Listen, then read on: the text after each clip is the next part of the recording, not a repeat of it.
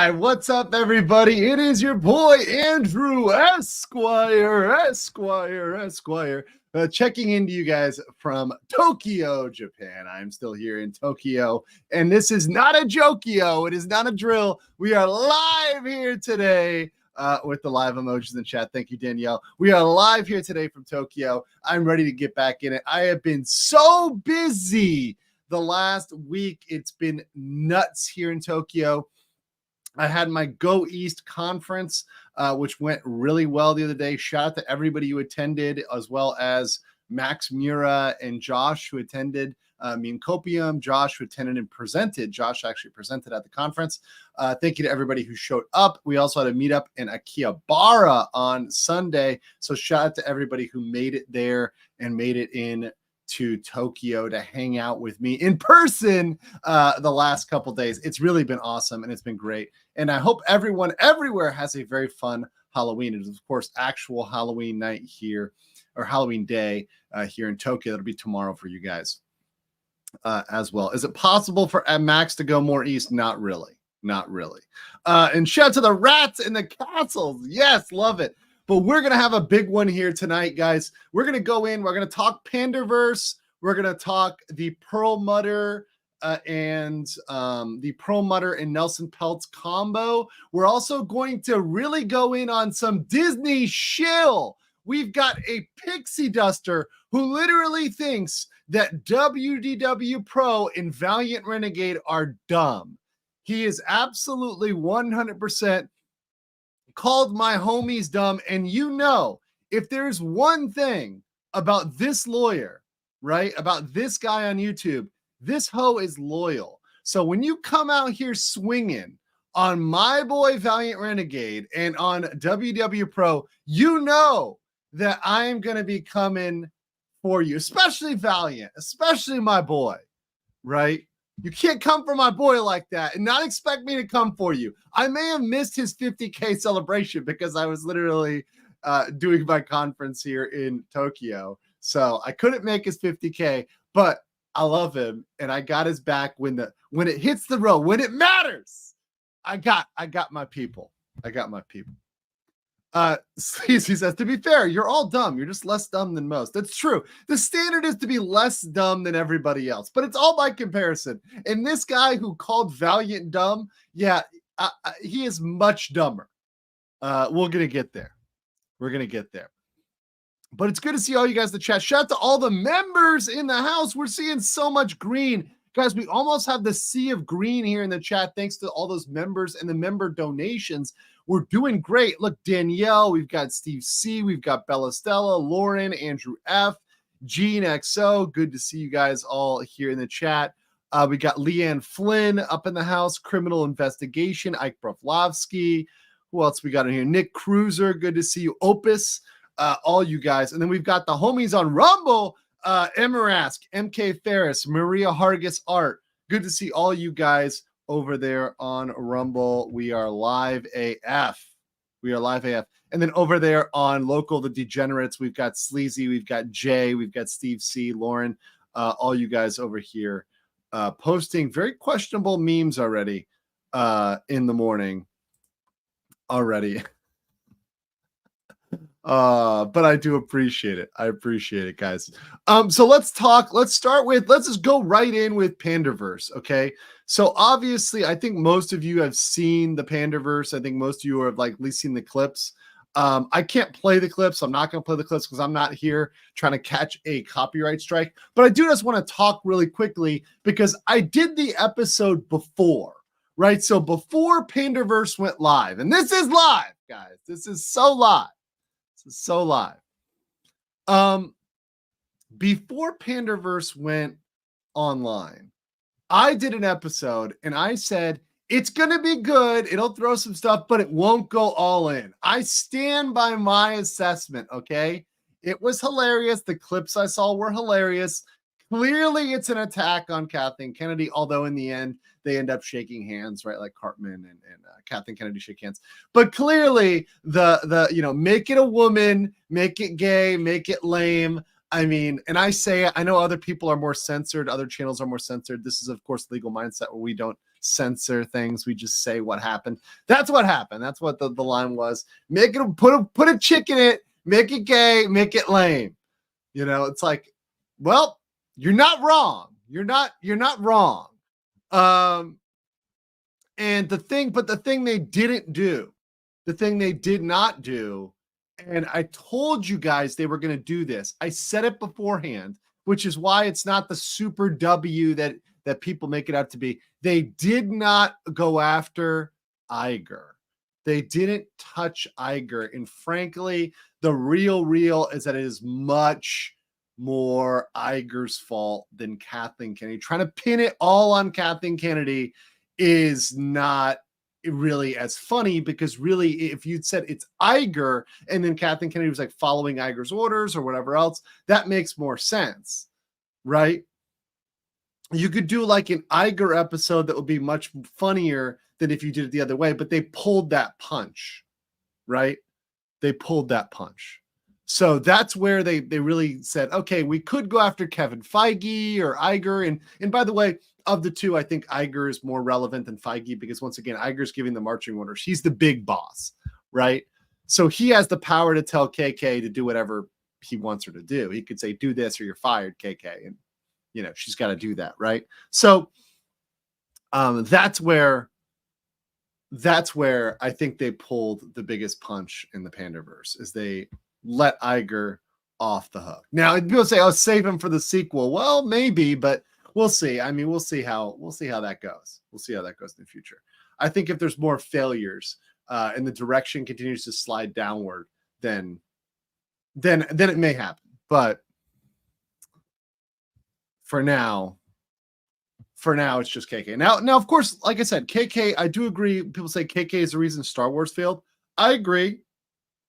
Look, I'm not absolving KK of anything. I'm not absolving KK of the Force's female BS or pushing a specific agenda. She did all of those things. Like, KK absolutely did all those things. She's not worthy of absolution, but she's certainly not the only one who's been backing this. There's the only one backing this. By the way, do not forget to hit the like button to make sure you're still subscribed. You've got notifications on, guys. I had YouTube drop 300 subs from me. I don't stream for a couple days and it drops off subs like crazy. Guys, make sure you're still subscribed. You've got notifications on. Really, that's how you get the information out there. That's how you get the information out there. Who hurt Iger? Who hurt Iger? KK doesn't take orders from Iger. No, I think she definitely will listen to Iger, because Iger has the power to fire her. So anytime you've got power to fire her, you know, that's enough. That's enough to get him to listen. Hold on, I'm right. Is this live? Gifted 20 Legal Mindset memberships. Thank you so much. Turning it into a sea of green. Thank you so much. Is this live? Staying based, helping support the channel. Appreciate you. Is it live? And guys, make sure you click on accept gift membership to make sure that you join that sea of green, the based legal Chads and Stacys of the base legal mindset. Also the replay gang. I have 2 levels, right? But either way, you're a base Chad and a Stacy for joining as a member, and you get access to the member emojis like the live emoji, which is super, super nice. But thank you so much. Is it live? Because we are indeed live. Okay, somebody sent me this the other day. We're going to go through a bunch of different topics today, guys. So, you know, we're chilling. We're doing good here. So I believe this is one. Yeah, this is one that someone sent me the other day. So somebody sent me this tab showing me the Reedy Creek trash can. Let me talk about this real quick, by the way. And once again, yeah, thank you, Is It Live, for that 20. Appreciate you. Appreciate you so much. So somebody sent me the trash can, and let me talk about old Trashy here. So a lot of people say, okay, is it right for there to be a trash can at Disney Springs? Well, and it's still using Reedy Creek. Well, legally, they are allowed to use Reedy Creek to wind down operations. So they're allowed to use that. However, they do eventually have to switch over to the CFTOD. Now, what I think Disney is banking on here is in their lawsuits, one of the things that Disney is going for is to overturn the state government and revert back to RCID. They actually are asking for that in relief in their federal case. So they can argue that, oh, we're going to keep these trash cans RCID till that case is resolved, because they're hoping to go back. So they're like, well, we're not going to change this until the case is over. But if this is RCID, who's picking up the trash, right? And also, where are there trash cans that RCID is picking up from? If RCID is picking up the trash from Disney Springs, are they also getting trash picked up at the private properties that are not Disney, at the hotels? Do they get little trashies everywhere? Do they get trash cans in their parking lots, in their parking structures? Right? Is it equal? Is it equal for everybody? That is the real question you have to ask when you see things like this, mundane things like this, like Mr. Trashy here. So I do appreciate you guys sending me that. And whenever you guys send me RCID stuff, it always makes me very happy. It always makes me very, very, very, very happy.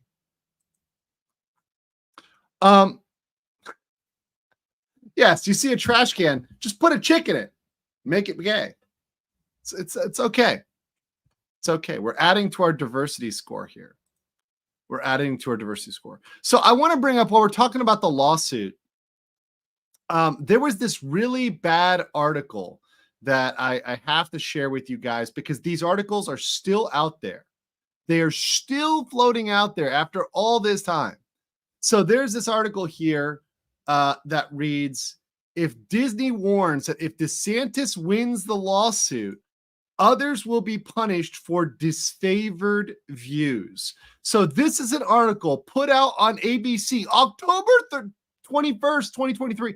So this is literally put out today, guys. This is put out today. This article saying if DeSantis wins, free speech is going to go away. Disney claims its free speech rights were violated. We know this is BS. This is now a year later, almost, after this case has been filed. We know the facts.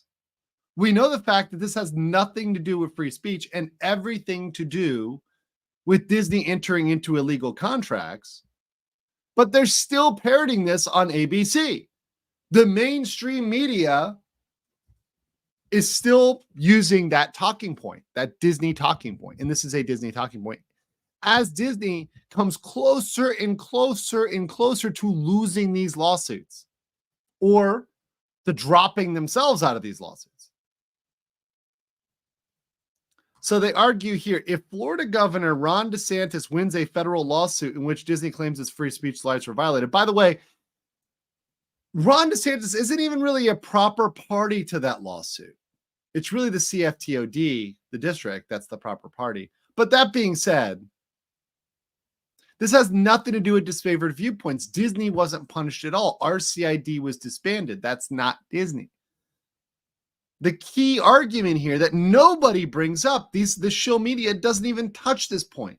And they've had the opportunity to watch, to get educated, to not just watch my channel, but dozens of other channels that have been talking about this forever. This word has gotten out amongst those dumb analysts like WW Pro and Valiant Renegade, those people that are mentally challenged. Love you guys. Okay, so the First Amendment protects the right of free speech, even if it goes against government powers, Disney said in a court document. So you're quoting Disney's side of the story here. It's saying Disney's lawsuit, from Disney's perspective, says that, look at this, DeSantis unconstitutionally revamped and took over Walt Disney World's governing district. It's not their district. They don't own it.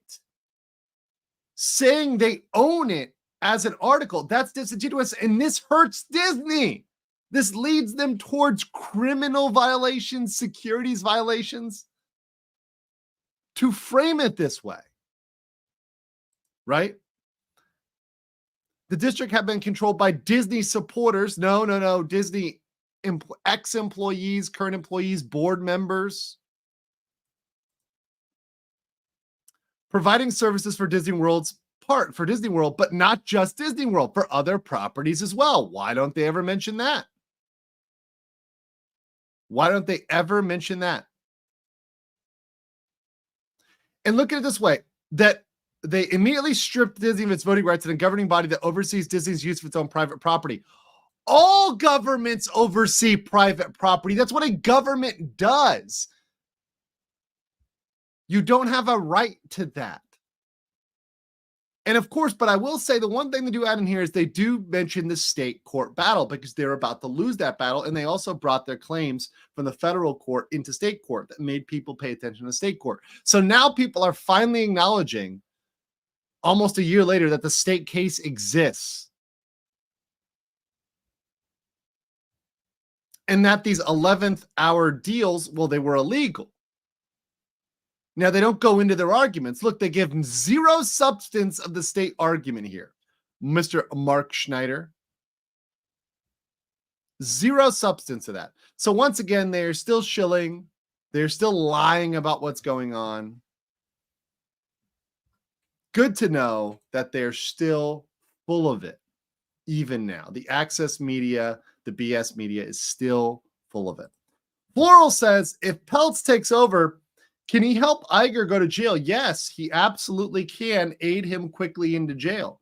In fact, if the Disney board and board members start turning over documents to law enforcement and cooperating with law enforcement and saying, hey, the Florida Inspector General, which is investigating Disney now and RCID, if they say, oh, all those documents you were looking for that show that Disney was using RCID, using government resources for a private purpose. Yeah, here's those documents. Yeah, that's where Disney people go to jail. That's where Disney people go to jail. And you can bet that Perlmutter, right? So let's go into that story real quick here. You can bet that Perlmutter is going to absolutely has a bone to pick and would absolutely bring up that fight. So Ike Perlmutter has given his dedicated shares to Nelson Peltz in the battle against Disney, in the proxy battle. So we talked about this proxy war. We talked about this coming proxy war. So now you have former Marvel boss Ike Perlmutter, who has given Peltz control, given him his proxies. So now we have a real proxy war going on. Of course, Perlmutter, as you guys may or may not know, was unceremoniously fired by Disney earlier this year as the head of the comics book division. So he says right here, while I was a Disney employee, I was not comfortable publicly stating my views on the company and its performance. As someone with a large economic interest in Disney's success, I can no longer watch this business underachieve its potential. Perlmutter, who sold Marvel to Disney for $4 billion, remains one of its largest independent stockholders. They are screwed. They are screwed. So this is absolutely, we talked about the legal battle, or rather the corporate battle, the proxy war battle. That's definitely stepped up, and that's something that is going to get serious now. People thought, oh, well, by themselves, Nelson Peltz doesn't have enough votes. Well, now it's looking like he has a hell of a lot more. He's only got to get a couple other large independents on his side, some other folks, another institution or two, and he's got enough to get on that board, no problem. Shoo in. In fact, he could adopt the full slate. Samuel Williams, the founding father, says, I'm stuck on the 192 in front of Disney now. I-4 is close. Keep me entertained. Hey, stay away from those dodgy motels where the Disney staff lives. Be careful, Samuel Williams. You know the 192. Ain't nothing good. Always blue on the 192. Nothing good goes down on the 192 in Kissimmee. Nothing good. That's nothing but trouble down there. A lot of which I was involved with when I lived in Orlando. I miss it. I miss it. I will be back there. I am hoping to get back around Christmas time, around holiday season to Florida. And I definitely will make a Orlando pilgrimage. So that will definitely happen at some point. Not to Disney, but definitely to Orlando at large. Good place to grab some products. Is 192. Yes. Be safe. Be safe. Okay. So you've got this battle here. He said he's going to use his influence within Disney to push for board seats to Peltz and nominees from Trian. So there's a great chance that, well, Perlmutter himself could be a board member. That would be crazy. Imagine if Perlmutter gets on the board itself. That would be great. So now they've got 33 million shares, around 2.5 billion. Perlmutter's 30 million shares make up a majority of Trian's stake in the company. With the Marvel boss's backing, Peltz, who now has 4 times the amount that he had during his initial proxy fight, will be in a stronger position to push for more seats in the board of directors when the nominating window opens in December. So we can count down, guys, till December. Now, I know a lot of you guys think the lawsuits take a long time, and it's true. They are taking a while, but that's because lawsuits take a while. The proxy war is going to come to a head probably before the lawsuits conclude, because Disney in the lawsuits has delayed and delayed and delayed and delayed. But for these matters, these corporate matters, there are hard windows in time. So this is something that's going to come to a head quick. Shout out to the 199, to the guys joining in the chat. Hail to you guys coming on over. Samuel Williams, founding father of 499. Thank you so much, brother. Says, I used to be one of those Disney cast members living in one of those motels. Oh, man, I'm sorry for that.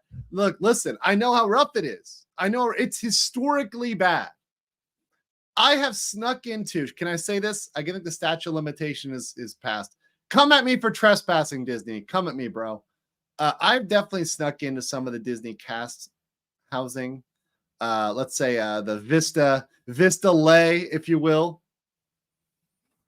Yeah, not great. Not great. Not great. Very, very, very low quality.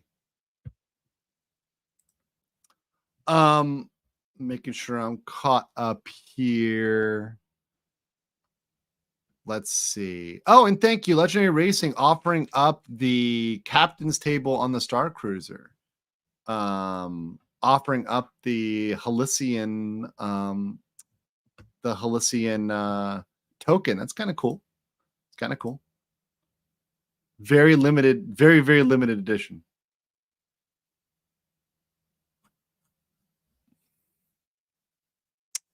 Let's see. Okay. So yeah, you've got this fight that is definitely coming to a head very, very, very soon. Peltz seeks wholesale changes, including spending cuts and chopping executive pay, and just, I think, board oversight, like having actual real oversight that will actually help them improve their business and go back to making good stuff, which I know a lot of people out there, we're going to get into these Disney simps, the ones that call Valiant dumb, the ones that come at my homeboys. We'll get into that in a second, but what I want to say here is that for a lot of us, we just want them to go back to making good movies. We want to go back to doing stuff, to doing good work, right? I liked old Disney stuff. I liked going to Disney back in the day. I want to be able to go to Disney World with, if I, come with a family, I want to, if I have kids and, I'm married, I have kids, I want to be able to go to Disney. I don't want to have to avoid it. I would love to share that with them, but the current company is not something to be shared with the family. It's something you need to cover your family's eyes and hide from. It's not great at all. I also debate whether or not I should go, because I have not been to the Tokyo Disney, and I know it's only 50% owned by Disney in terms of the licensing revenue. And I know, for example, they kept a lot of elements that Disney wanted to get rid of. I'm debating whether I should go. I mean, it would be content, but I'm not sure. you know, 50% of the revenue goes to the Oriental Land Company, so the folks over here. But the part that goes to Disney is what I don't want to support right now. Hide your kids, hide your wife. But yeah, I have not been to the one here. I've been to the one in Paris, been to the one in California, obviously Disney World in Florida. But yeah, good to see everybody. It's good to be back, by the way. And thank you guys for smashing the like button. We almost have 200. We're at 177. So if 23 of you, Chads and Stacy's, can smash the like button on YouTube, and then over here on Rumble, about 100 of you, of which about only 23. So if another 20 on Rumble, let's get to 50 on Rumble, and let's get over to 200 on this, and let's do it. Speaking of people who are called dumb, Mexican Iron Man coming with the spicy member chat, member for 17 months, an OG. He says, there better not be anyone talking about smack about my boy Valiant, about his numbers, because Disney has no fury. So hell had no fury like a pissed off South Carolina Mexican tortilla plantation farmer. No. There is no fury like that. Well, but indeed they did. Indeed, they are talking smack. And we're going to talk about it. And I'll Mexican Iron Man, I will invite you on right now to defend Valiant's honor. So if you want to come on and defend his honor, I got you, homeboy. I got you. But let's talk about this. Let's talk about what happened, because I want to show you guys what happened here and what went down. Okay, so here's what has been going down on Twitter. So, okay, over here you see this guy, Sean Nyberg. We're going to get into his backstory. Oh, don't you worry. Don't you worry. We're going to figure out who this guy is, okay? We're going to do a deep dive on this motherfucker. So, don't you worry. But he posted this post here. Now, on itself, whatever. Look at this. Domestic box office, total Disney 1.6 billion, number one with a little golden thing there. Universal 1.6 billion here, or 1.699, 1.609. Warner Brothers 1.149. Average per film, Disney 122 million. Warner Brothers 88. Universal 60 million. Right? So no context here other than saying that one is an average, one is not. Don't really doesn't cite any sources. This is not this is an image here. Okay, this is not a link to any sources or data. It also doesn't talk about whether that is pure. Is he talking revenue or is he talking profit? Right? Because as we know, when you just say a number, that doesn't mean that that is profit. So if Disney is spending more, it doesn't matter if they're collecting more revenue. So is it profit? I don't know. It's not clear. The guy didn't give the numbers at all. He didn't say, does this include lessing out of the box office they have to share with the theaters? Is it lessing out advertising? Is it lessing out marketing? Is it lessing out production costs? There's no context. So the thing we like about our financial boys like Mexican Iron Man out there, like WW Pro, Valiant Renegade, our homeboys with the numbers, is they talk about specifics. They make it very clear that they are talking about profit, that they were talking about revenue, talking about expenses. They make things very clear. They break it down into the granular elements which make a difference. Okay? Homeboy here is just dropping numbers which he doesn't give any citation for, right?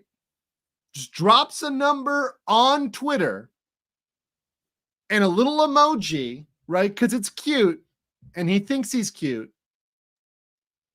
And this is just groundbreaking information, okay? So watch this. Here's the problem. Multiverse of impossibilities here. Before we go over too much further here, right? Multiverse of impossibilities, right? Someone needs to show that list and number to the YouTuber quotation mark analysts. Who are they talking about? Let's not see. We always try to pretend we don't know who they're talking about. They are 100% talking about WW Pro, about Valiant Renegade, about all these other guys. They're talking about all the people who are analyzing Disney films and shows. Let's not pretend, right? Let's not pretend. We know what they're talking about. Market Reality says, I want Disney to be under competent management. Okay. Yes, we all do. We all do. Okay. So then he goes on from there, and here's the bombshell. He goes, they are very inexperienced, ill-informed, and they do not understand base level concepts. In other words, these YouTubers are a bunch of dumb people. Speaking of which, Mexican Iron Man, another dumb person. Hello, fellow YouTube dumb analyst. This mofo said what? This mofo said, I mean, and anything that goes to Valiant is coming to me because I've been running Valiant shows since the first live stream. Yeah, I'm probably sub number 7 or 10 or 12 to his channel. Like I was there in single digits. Yes. Before there was Mr. 50,000 celebration guy. Yes. I saw that with the, he's got the rose in his mouth. I was busy. I couldn't come, but I mean, he's making it big now. Before he was big, right. I remember you and I had him. When he was a little Valiant, before he was a renegade, he was just a baby little Valiant. Yeah. He's like, how does this StreamYard thing work? I mean, shit, it took us, a year and a half to teach him how to read super chats. That, I will say he's inexperienced in. But now he's a beast now. Now my boy Valiant's a beast on the super chat. Wait, so this moron is saying that you, Valiant, WW Pro, all of us, me, Pro, we do not understand base level concepts. So your years of accounting experience, your years of financial experience, you don't understand base level concepts. So when I took calculus as a sophomore in high school, I didn't understand base level concepts. When I took AP and I AP'd out of math and science, and I walked into Stanford as a freshman, had already gone to San Jose State for advanced math. I didn't have base level. When I went to Oxford and Stanford and finished both of those programs, I still don't know base level concepts. How about the fact that I've had Disney stock at various chunks since 2003? I don't understand anything. You clearly don't understand. You clearly don't understand base level concepts. On a daily basis, I give financial accounting and tax advice to multimillionaire clients all over America. All you need to know is he put numbers and he put metal emojis. So that makes him better than all of us. Oh, the metal emojis. It's the metal emoji. Check and Mexican mate. That's it. That's it. He got us with those metal emojis. Damn.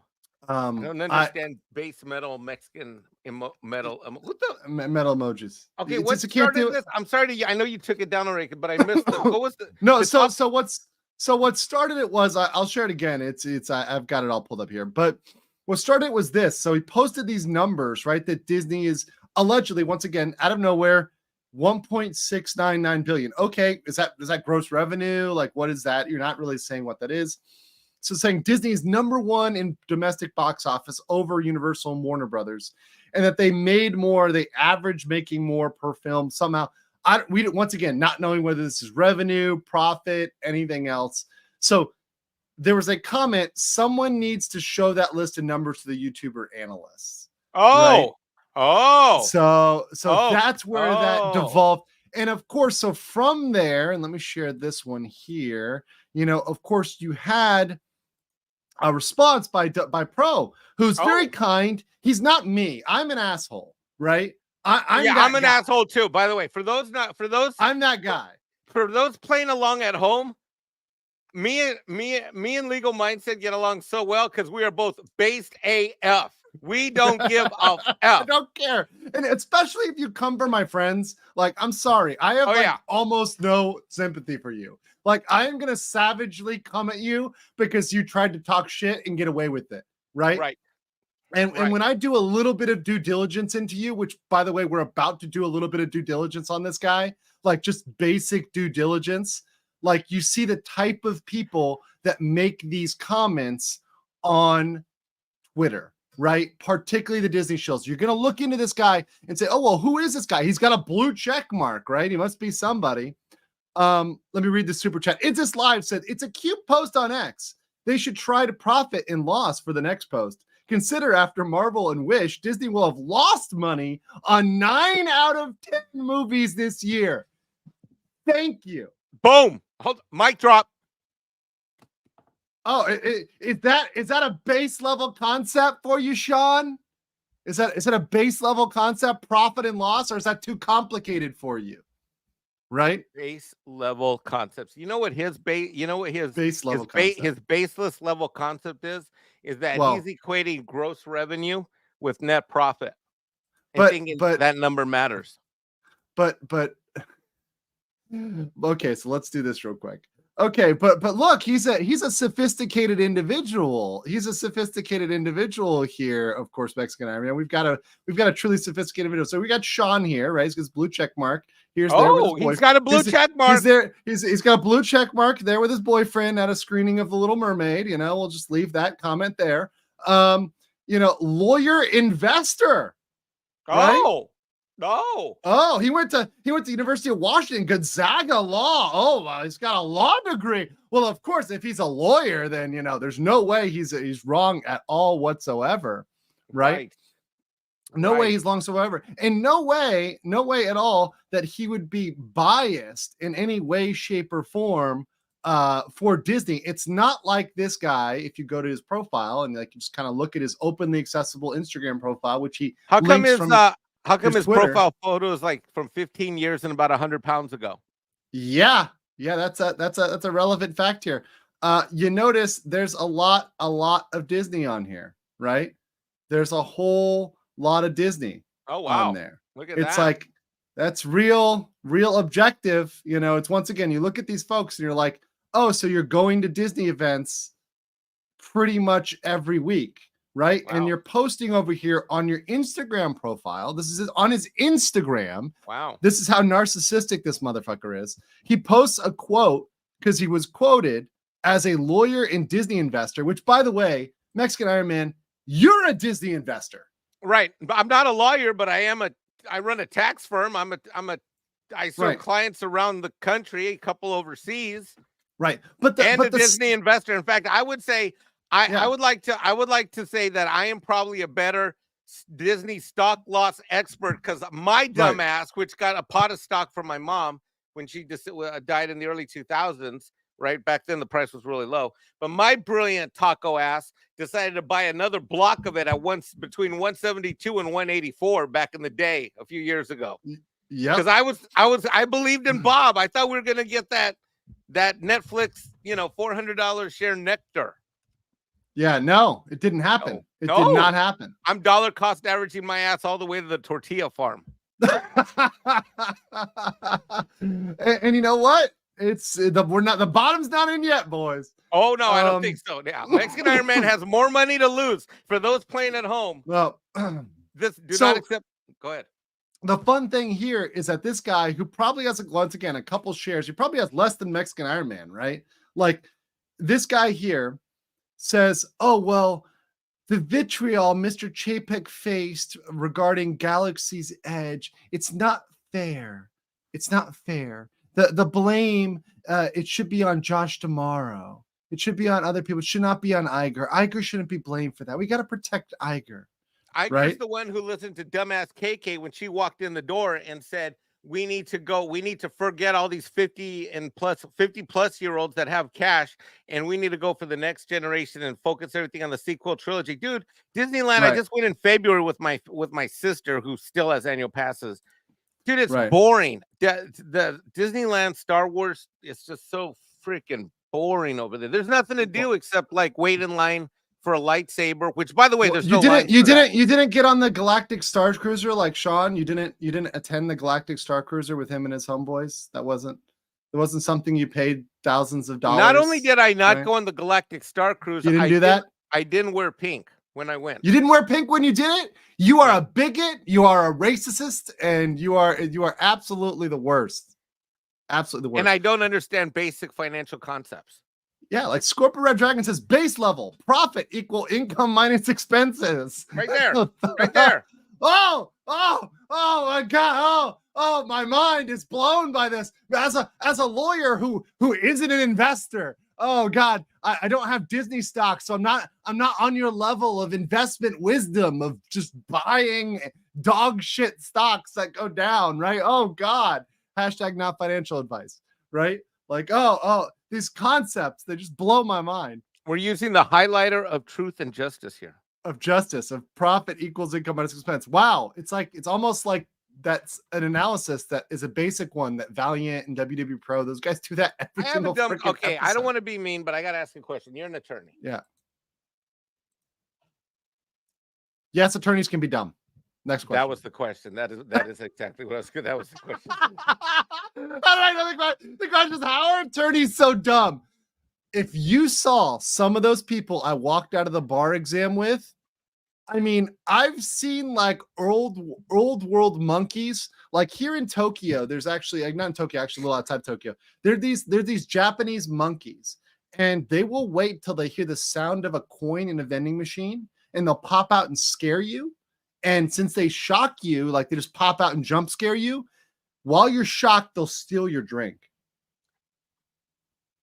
Yeah, they'll like steal your drink. Those monkeys are smarter than some folks that passed that bar exam. I'm not lying. I mean, they've got some strategy. Wow. They've got some strategy. I'm just saying. There's some bad people out there. Mark Reality says, hey now, watch out for those shady lawyers. I agree. I 100% agree with you, Mark of Reality.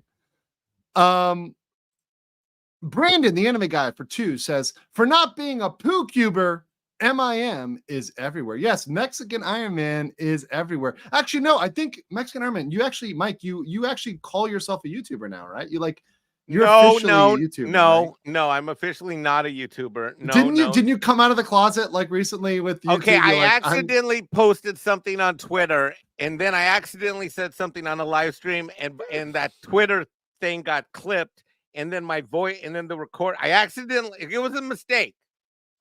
Your Honor, I moved that Mexican Iron Man, it be stricken from the record. As a YouTuber? Yeah, I'm not a YouTuber. God help me. Okay. God, I'd rather I would rather look. I love you, Andrew, and I love being a YouTube fan. That's why I'm here. I'm here as a fan of your channel. It's fun. I love being a contributor, but I would never want to care about my own YouTube channel.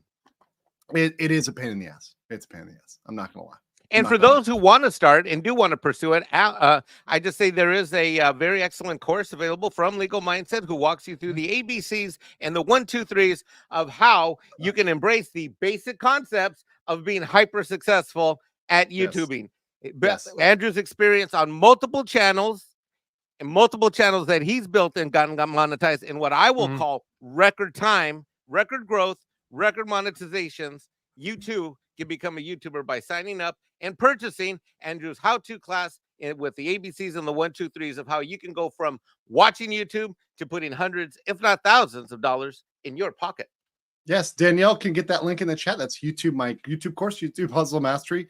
I monetize multiple channels. In fact, all my channels right now are monetized, so I can monetize pretty much all of them. In fact, even my newest channels are monetized. So, and you did how many of those in how short of a time span? It's all been in the last what? It's all been. I mean, I've gotten a channel. One of the channels was monetized in 2 months. The other one took 3 months. Right. So like, you can get monetized very, very quickly if you know what you're doing things right, you're collaborating with people, you have good people you're talking to and good content, and if you can consistently create content.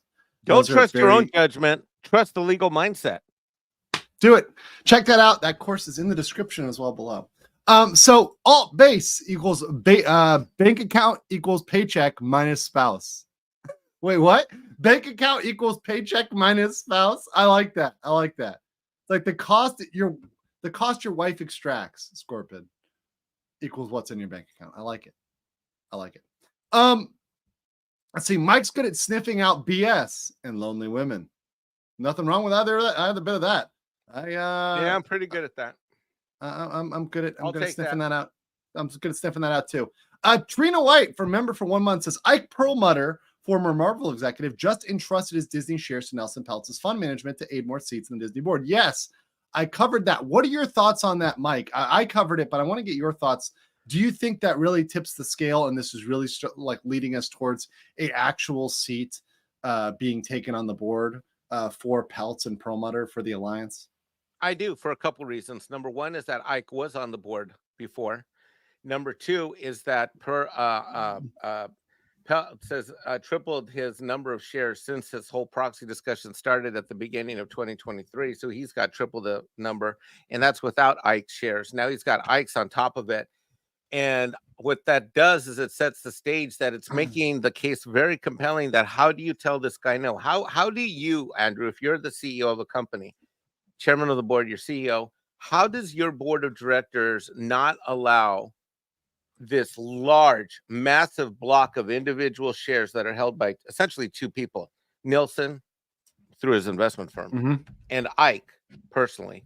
How do you not allow them a seat at the table? Frankly, I think that they deserve three, because as we did on this show, I think it was about a month and a half or two, maybe it's longer, that might have been 3 months now. But remember when we brought up the board of directors and we laughed at essentially all of their backgrounds one by one? Because we and I've done that on this show, and I know you've done it on other shows as well, but we've gone through it one by one. We've read their entire bio. These people have nothing. They have no experience. They have zero experience. If Perlmutter came on, he would be the most relevant person on the board with the most relevant experience. And can you imagine a world where there's both of them in that room of 10? Because you got to remember when they ditched Chapek and they announced that the Apple Weasel was, or the Nike Weasel was coming on to be chairman of the board. What they did is they eliminated one of the board seats. There was one more before, and so they brought the numerical count down. By bringing that numerical count down, there's now fewer seats at the table. Now, if we can take when I say we, I mean those that care about the future of this company. If we can get Ike, can you imagine a world where Ike and Nelson are both on the table? That would be crazy, because the thing is, they try to make sure the board meetings, when they're in public, that they're unanimous. So they're going to have to try to settle those guys and get their stuff handled before the board meeting and concerns. So they don't want those guys going public. They don't want those guys hurting Disney stock or image, or having things they have to disclose in an SEC disclosure. They want to handle these issues, so they're going to have to clip these issues out. I think it would actually invoke change. I mean, people say, what does it take? I actually do think there'd be change then. There'd be real change, because otherwise there would be a lot of pain for Iger. There would be a lot of pain, and those institutionals aren't going to put up with it. At a certain point, they're like, we want our money, right? We invested in you for a return at some point.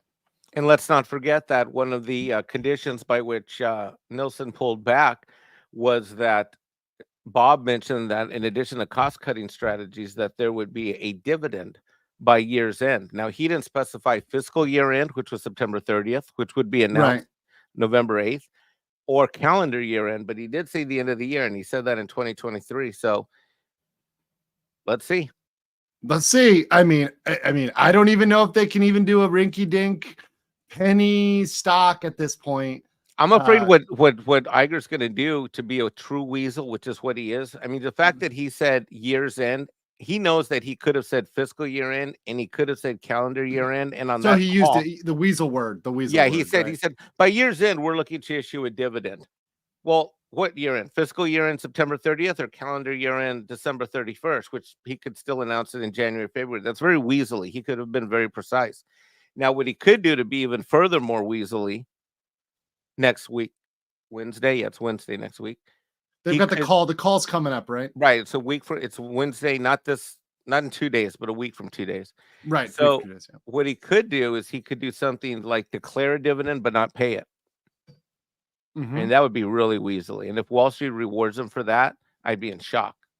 Because some companies do that. They declare a dividend, but they don't pay it. Right. They'd say, hey, we made so many cents per share. I think there's so much of a spotlight on them right now that they would be called for that bullshit. There's no way you can't call that out, because that's just absolute bullshit. Like saying, okay, we're going to have we're going to declare it, but we're not going to pay it because, well, we looked at the books and we don't have the money. I mean, maybe when they sell, if they're able to actually come off with the sale and finalize the sale of Hotstar, I don't think they finalized that. They might have enough for a small dividend there, right? For like selling off Hotstar and their Indian assets. You're muted. Sorry about that. One of the cables popped out. So the last time a dividend was announced was, I believe, December of 19. I'd have to check my portfolio records, but I think that's the last time I saw one was in the end of 19. Yeah, it's been a while. So that means that we're going on 4 years. Mm-hmm. Give me a break, yep. people. Give me a break. It's been a while. It's been a minute. I also I'm sorry, last thing I'll just say is that I also think that South Park episode probably didn't so much go after Iger Disney as much as it could have, but it did make Iger look like a buffoon. I know that's what I said before the episode. I did a stream on the panel, what I thought was coming before, and exactly what I said happened. They definitely pull punches on Iger, like for sure. They did not go where they could have gone with Iger at all, right? There's so much more comedy gold that could have been going on with Iger and Chapek and all that, and just to put it all on KK, it's like it's not all on KK. It's like look, she's no saint. She gets zero absolution from me, right? She gets, I condemn, but at the same time, Iger was sitting there the entire time, whether it was in his office taking 2 showers a day, right? What his title was doesn't really matter. He was there for that. So, that's where I say I think they pulled some punches, but I think they may be holding it in reserve. Who knows, right? And seeing where it goes with Iger. Says thank you for whoever gave out the memberships. I like my stamps. Yeah, I assume by stamps you mean the emojis, and they are awesome. And there will be more because I have room for more. So I'm going to make more emojis. So more emojis are coming. Thank you to all the gift membership. Is it live? Thank you so much for that. And it's like that you guys are ending up getting those and sending out those member chats because it's just like a super chat. So I make sure to read them at the exact same time. Is this live for Canadian 5 says, question, assuming Peltz got multiple board seats, what is he legally allowed to say publicly? Well, okay, so this is my understanding, Mexican Ironman. You can say whatever you want. However, if you say certain things, there's going to be a necessary SEC disclosure you're going to have to file afterwards, right? So if you're going to make certain promises or assertions, right, like, oh, Disney is going to buy this, it's going to say this, you're going to need to follow up, or you're going to need to file a disclosure, an SEC disclosure within a certain period of time. So it's not like he couldn't say things. It's just that it's going to trigger disclosure events. It's my thought. That's correct. Okay, yeah. So legally he can say what he wants, but whether it's smart to do that, because you don't want to start having to file SEC reports or whatever else. And also there may be triggering, you may trigger investigation, right? So saying, well, Disney has some things we did back in the day. For example, if Peltz got on the board and said, I've looked at the RCID records and there's expenses that are questionable. He says something like that. You better believe there's going to be an investigation coming from that, right? Yep. There's got to be at that point, because you've got a board member who's saying, I'm looking at this and it doesn't look good. Well, you're opening the books at that point, right? So you open yourself up to it. Peltz isn't going to get in trouble for saying it. He himself can legally say it, right? But it may open the door for investigation if a board member is coming out there and saying things that lead to believe that Disney might have done something wrong in the past. And we have to delineate between those board members which have a significant stock holding, such as people like that might be Ike Perlmutter or Nelson Peltz, versus those that are named to the board that don't have a huge financial interest, or their interest is completely and totally insignificant in terms of number of shares. But regardless, is that the whole idea is that once you're on the board, you're able to affect change in those meetings, and in particular on the committees of the board. What a lot of people don't understand, or may not be aware of, I should say, is that the board itself meets, but where the real work rubber meets the road happens when these small group of board members break up into either the audit committee or whatever the various committees are. Essentially, when that committee comes back with whatever it comes back with, the board just sort of tends to rubber stamp it all. And while there's usually executive search committee, that kind of thing. And so in reality, because Disney's board is so small, I mean, you're talking about less than a dozen people. If he can get on 2 of those seats and get on 2 of those key committees, finance or anything like that, there's a lot of change that could be effectuated, especially in particular if he was able to get 3 seats, because that would be monumentous. That would essentially, for sure, I cannot see how 3 board seats would not effect massively positive change. Oh yeah, absolutely. And you're entirely right. Just like with the Senate, with the subcommittees, right? It's the same way in corporate world, right? You've got the subcommittees like finance committee, right? And they do tend to do exactly what you said, to rubber stamp when it comes to the public meeting, the general meeting, to just rubber stamp and approve, because it's already been discussed out. It's already been bargained out. So if they're able to get in at the cutting room floor where the bargaining is actually happening, where the deals are actually made, that could affect real change, could affect actual change. Yeah, I know. It's Eliza. Thanks. I know about taxes, but not much about corporate boards. Most people don't, because it goes on in the shadows. It goes on in hiding. Yeah, right? One It's of the not things something that's public. Yeah, one of the things that I've done I think I've done well over 50, 60 audits of financing of companies. Like I've done Twitter acquisitions, that kind of stuff. Well, it's now X, but back when they were Twitter. And one of the first things we do is we do a very thorough corporate governance review of the board members and the directors and the minutes and all of that stuff. So that's where my knowledge comes from, is from that audit process prior to financing, prior to the merger, prior to the acquisition. So right. And no, but then again, what do I know? You don't understand. You don't understand base level concepts. Base level concepts. I don't even mergers and acquisitions. You don't even know how to wear a hat. I don't even know how to wear a cowboy hat. What do I know? Yeah, you can take the Mexican and send him to Stanford. Actually, and Oxford. I literally have the same cowboy hat like in the other room, but it's like out of reach right now. I was like looking around. I was like, can I grab my cowboy hat? No, it's in the room. That's my my Halloween outfit. You can send the Mexican to Stanford and Oxford, but you can't teach him how to wear a cowboy hat. No, you can't. You can't. Marcus Squintus says base chat. Freedom equals marriage and equals minus spouse. Wow. Oh, shout out Marcus, my bachelor homeboys out there. Appreciate you. Oh man, stay free, baby. Stay free. Adam Wolford says what I said yesterday on VG live stream, which is if Bandai opens up a Gundam land in America, it would be more profitable in Disney Park. Are you kidding me? That would sell out like crazy. If a property like Dragon Ball Z or Gundam opened up a theme park, first of all, it'd be one of a kind, and everybody would go to that. That would sell out immediately, and you could make it so freaking cool. You could make a Gundam theme. You could do rides. You could do like so many things with that. Like there's so many ways that would go. In the merchandise, how many Gundams would you sell? Infinite. It would be amazing. It's true. Just about I'm not a huge fan, but I know many people who are. And what the other thing too is, imagine the tourist dollars, like you said, the merchandise dollars. It would be off the Richter scale. And that's what Disney's forgotten. They've really forgotten merchandise. Like that's what's dead. What's dead in Star Wars is the merch, and that's what made so much money for Star Wars was, buying the Star Wars Legos, video games, toys. That's what really made more money for Star Wars than the feature films. And Disney's lost that completely. Nobody is going out there and buying Wish merchandise or, merchandise from the new Disney remakes. It's just not happening. Brittany the Anime says, when in doubt, hashtag Duck Disney. Yes, absolutely.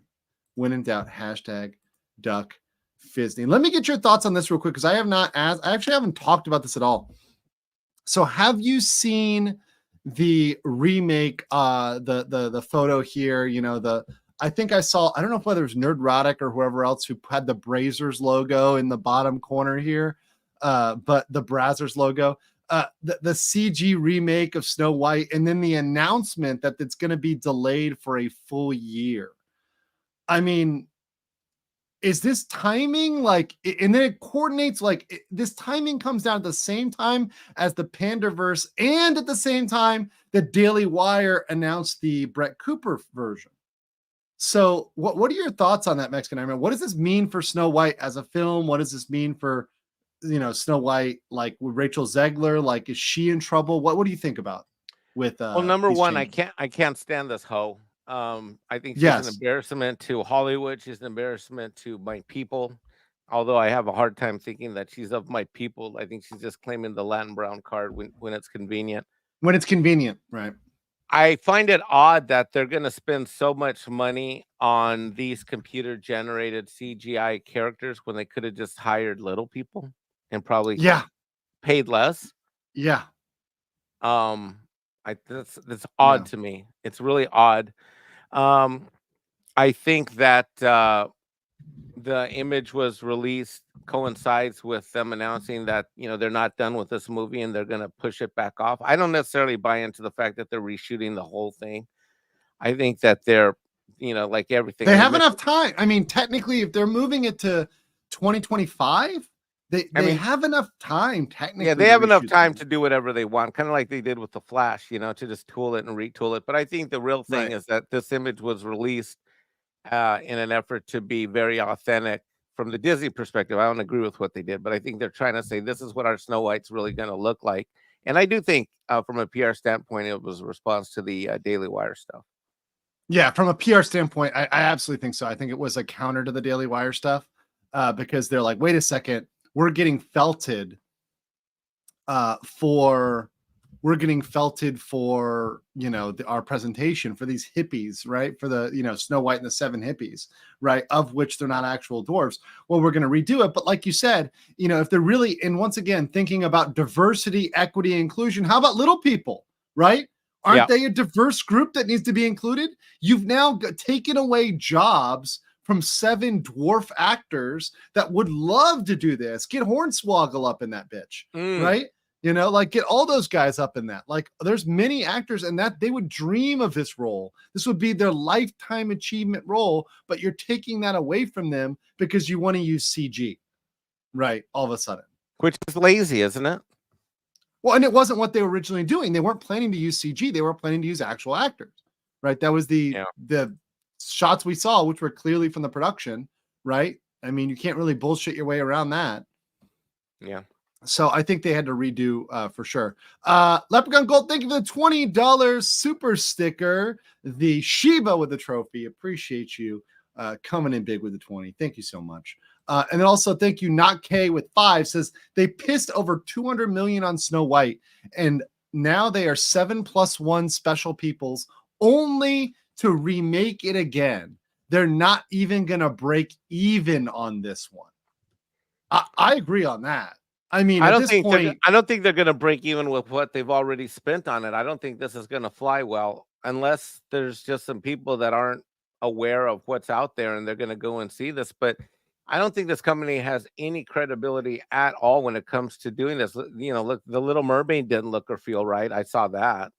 That was weird. Wasn't it a weird movie? Did you see it? I saw enough clips from it. I did not go see the movie in its whole. It was weird. It didn't feel right. It didn't evoke anything. The timing was off. I mean, look, this company just, when Bob Iger gets up there and he says that we're a great storytelling company, I just laugh now. Well, how can you say that with a straight? How can Bob Iger get up there in these calls and say we are a great storytelling? How does he have the gall to say that? Shit, I don't know. Because Avatar, that's not even your movie, bro. Like, you had nothing to do with that. It's James Cameron, right?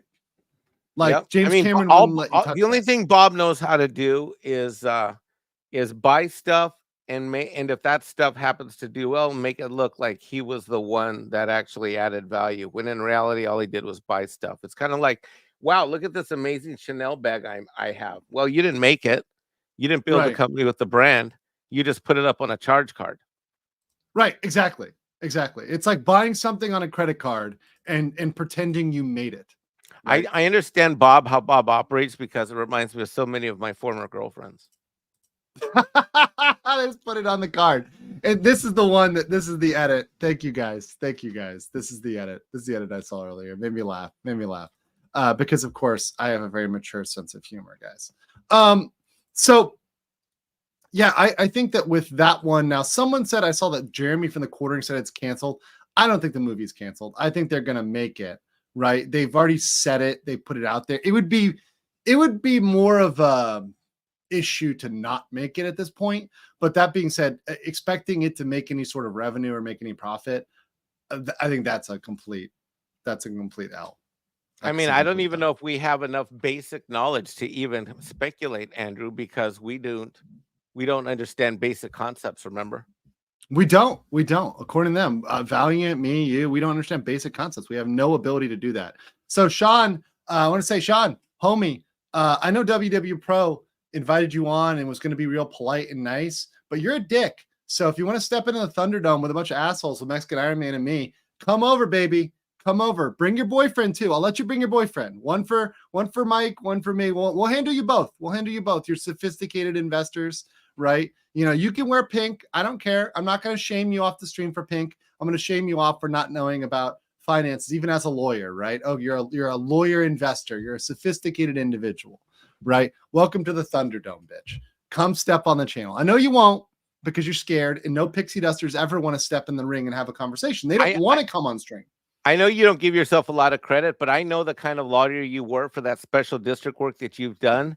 And ladies and gentlemen in the chat, I'm going to tell you something. In order to do that kind of legal work, Andrew has to have serious ass comfortability with finance, numbers, and tax.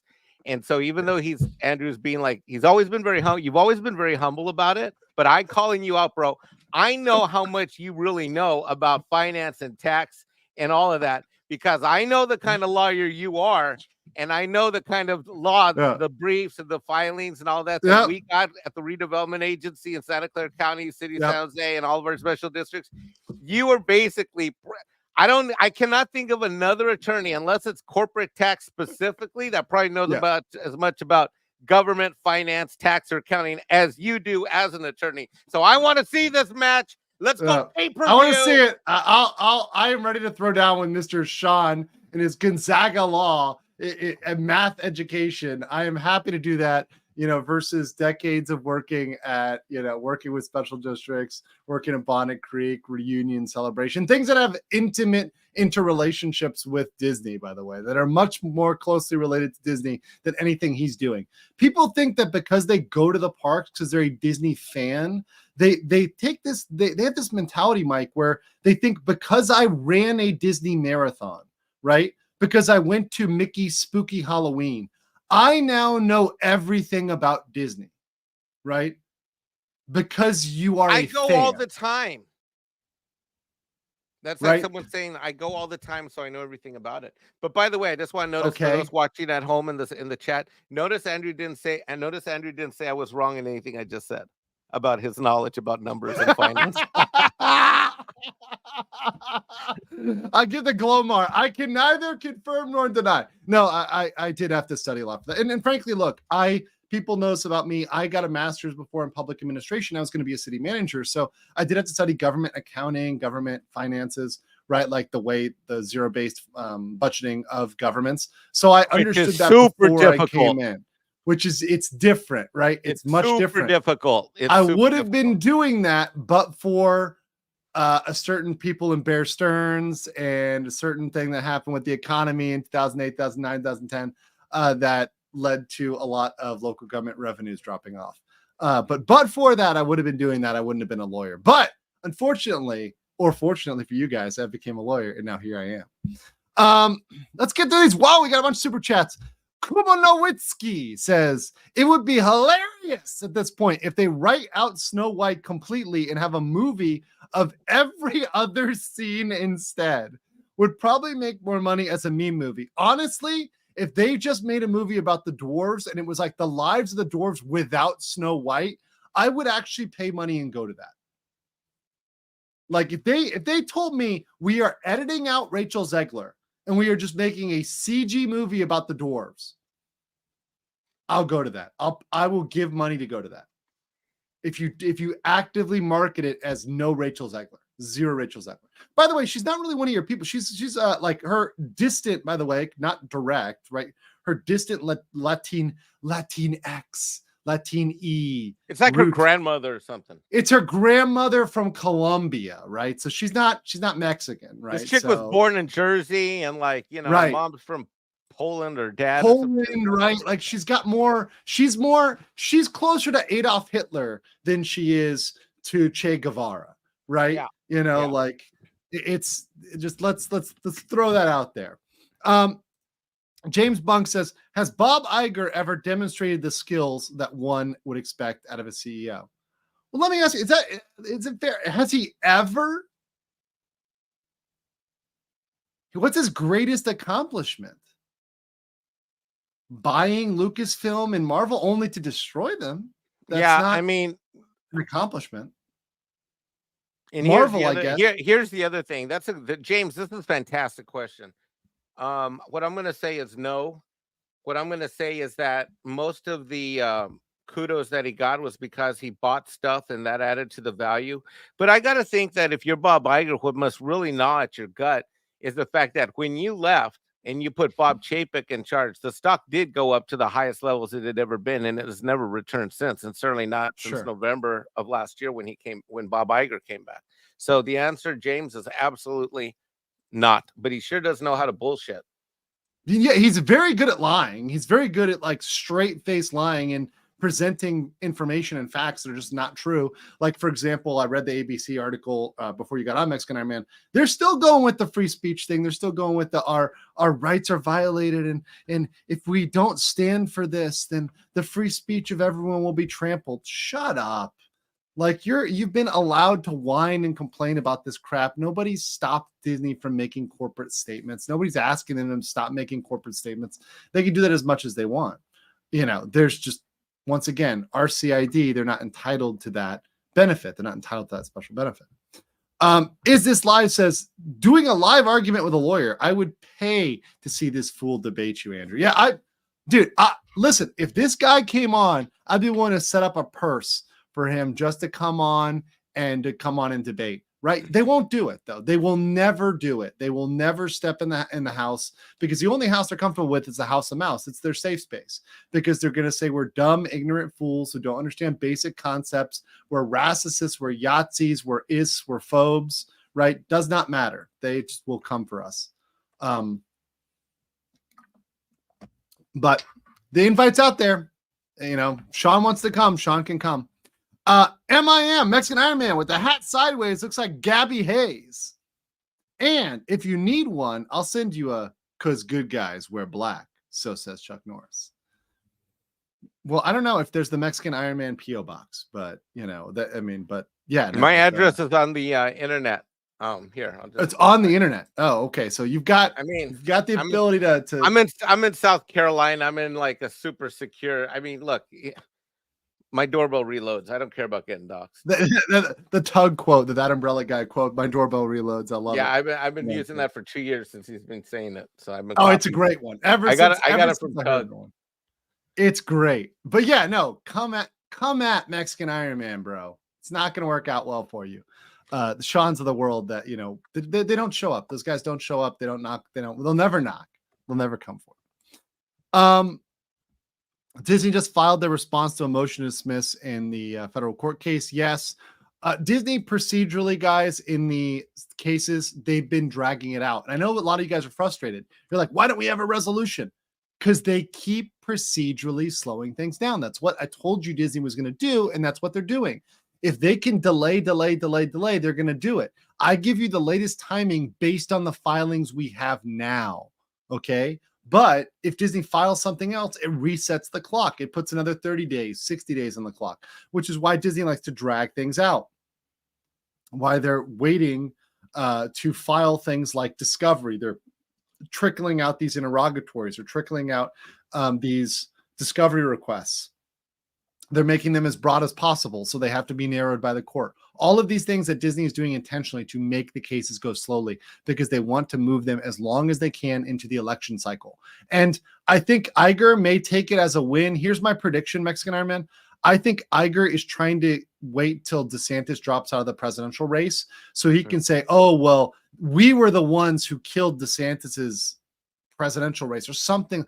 They're going to try to come up with some way to manufacture a win, even though, once again, this has nothing to do with DeSantis and had everything to do with the special district. But that's my thought. I mean, the only reason at this point is to delay for a political or PR standpoint with the lawsuits. Agreed. Jack says, how about Peltz got another board seat and put Roseanne Barr on it? She knows the Ooh! business. She could be a CEO. What do you think, Roseanne Barr, as a Woo! board member? Ooh, when I heard her tell that story of how Bob Iger was personally involved in her firing, woo, Yeah, ooh, yeah, ooh, that's spicy. That's a spicy meatball right there. That would and be good. I think that tells you the level of ego that this company is wrought with, whether it's KK or Bob or otherwise. I mean, why should the CEO of a global multi-billion-dollar company give a rat's ass about what stars and what show on one time slot of one of the networks? I mean, it's just Because he silly. doesn't like their politics. Because he doesn't like their politics, which is exactly what he's accusing Ron DeSantis of doing, right? And it's always projection. It's always projection. It's because he didn't like, and people, in Disney that were extreme raging leftists did not like Roseanne Barr's politics, period. That's what it is. It's very straightforward. Kumanowitsky says, speaking of Disney, do you think part of the reason their budgets for movies are so inflated is because they're laundering money somehow? Now, I'm very careful with what I say, right? So I don't have proof that they're laundering money implies. So just so you understand, the crime of laundering money means that money was illegally obtained money, right? Right. I Now, don't have any evidence to believe that their money is illegally obtained.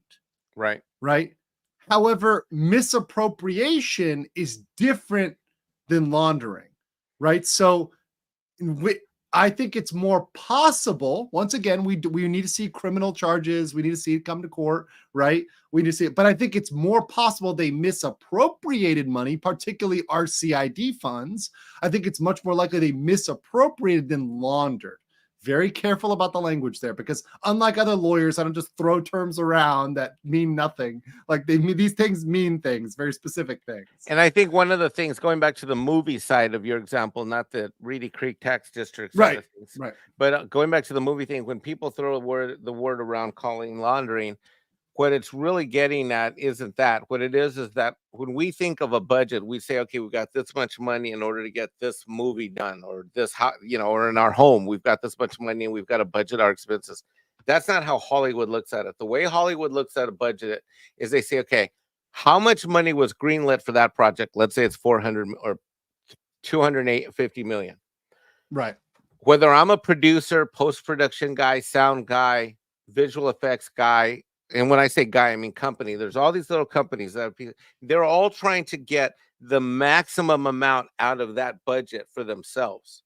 It's almost like a hogs in a feeding frenzy over on a farm. Like the slop is dropped. The slop's the budget, 250 million in this example. And all the hogs of Hollywood, whether they're the talent, the actors, the agents, the producers, the VFX people, the post-production, the sound, all of that stuff. Every single component is in there trying to not just get the biggest slice they can of the approved budget, but get in that door so that once they're in, they can then say, oh, well, you wanted this done. That cost me extra. And so whatever they went in on that big slice of the pie, they then want to blow that up. And that's how all of these movies cost more, because it's a bunch of hogs at the feeding frenzy in the studios trying to get this movie out. And it's a bunch of egos at work, and they just want to pay everybody off, make them happy. And they think at the end of the day, guys like you, me, Andrew, the people in this chat, they think everybody in this chat is just going to take all their friends and family and they're going to make every movie make $1 billion gross, which is just not true. It's not true. No, they can't do that. They're not going to do that. Right. And this is why we still have the TSG lawsuit is still ongoing, right? You've still got the other lawsuits, the pension lawsuits, I think are still ongoing. So you've still got those lawsuits about misrepresentations. And I think you're going to see more, because a lot of these lawsuits too were limited in time and scope. You've still got the ability for them to come in and file more more shareholder lawsuits. So I wouldn't be surprised if you see more lawsuits involving movies, the funding of movies, and what they were representing, right? So especially what they were representing on the profit side. Right, how much money they said they were making when they really weren't making that much, because they were misrepresenting those numbers. So I think there's a bigger risk, frankly, from misrepresentation than anything else. Let's see here. We've also got $10 Leprechaun Gold Super Sticker. Thank you so much. Appreciate that with the flying pear guy. Appreciate that. And then Coming to Whiskey for $5 says, speaking of Disney, do you think? Oh wait, no, got that one. got that one. Oh, I think we're caught up. We're actually caught up. Look at this. Valiant Renegade ain't got nothing on me, baby. With those basic skills, we are fully caught up. So, Mexican Iron Man, just before, as we're kind of going through all the topics, I've gotten through all my main topics. Is there anything you've been paying attention to or really fixated on the last week or two in the world of Disney or entertainment in general? I would just add that Rachel Zegler announced this afternoon. We covered this at the end of the Midnight Edge live stream today. That Sure. she has another movie coming out with the Hunger Games. No. Oh, Yes, it's coming out in a week and a half or 2 weeks. 2 weeks from now. And this afternoon, it was announced that SAG is giving her and her co-stars a pass on the strike, and that she's going to be able to go out there and promote. Oh, no. So they're literally making an exception for her. See, It's always these woke people that they come out there. Here it is. Hunger Games prequel, biggest movie yet to earn a SAG interim agreement, right? For her to promote, what is it? Ballad of Songbirds and Snakes, right? Yep. So she, like, once again, and it's always like this with the woke leftists. They always are judgmental. They're out there talking, well, I'm not working till I get, what was it she said? I get paid for every time something is streamed, right? She's out there screaming and crying about that, and then turns around and is literally scabbing right now, right? Literally scabbing. Crossing the line. Yes, and let's not forget, Andrew, do you remember that video of when the strike started and she was complaining that if I'm going to be in a Disney princess outfit for 18 hours a day, I need to get paid extra? That was it. If I'm going to be in a princess hour for 18 hours a day or 17 hours, whatever it was, I need to be paid for every second it's streamed. I'm like, you know how many people would kill to get that role? They would take peanuts to get that role. But you are an entitled, spoiled twat.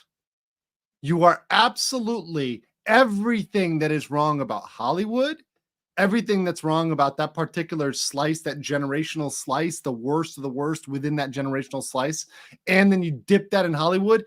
It is absolutely disgusting. It's vile, and it's antithetical to America. It's antithetical to most Americans. It's offensive, right? And that's why there's been a pushback here, is because Rachel's been just can't shut her mouth. And she continues to get into these situations that expose the Hollywood hypocrisy. And they give such a clear case study. She's such a perfect case study in everything that's wrong with Hollywood. Is this live says, you're assuming her talking won't make the box office worse. Listen, it's bad enough already. But it can always get worse. I think you're going to have more content. Can you imagine when she gets back out on the road with because Peter Dinklage is in that movie too, so they're both going to get out on the road. Oh man, yeah, it's going to be. Let's just everybody watch Andrew's videos in the next few weeks because we got to get him. Andrew needs a new boat.